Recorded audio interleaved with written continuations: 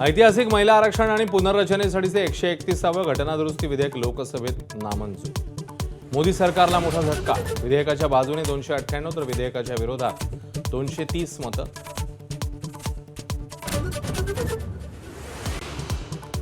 महिला आरक्षणाच्या आडून देशाच्या संविधानाची व्याख्या बदलण्याचा डाव फसला.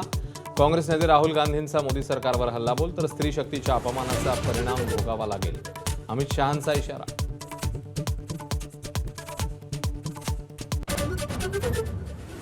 विधान परिषदेच्या एकमेव जागेवरून महाविकास आघाडीत नवा पेच. उद्धव ठाकरेंनी उमेदवारी स्वीकारली तरच काँग्रेस पाठिंबा देणार.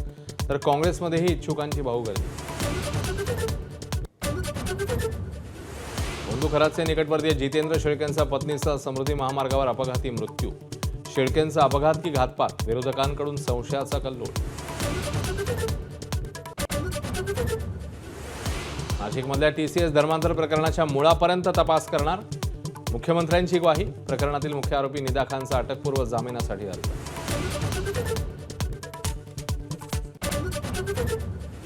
इराण अमेरिका तणावादरम्यान जगाला मोठा दिलासा. अखेर इराणकडून हॉर्मुझची सामुद्रधुनी पूर्णपणे खुली.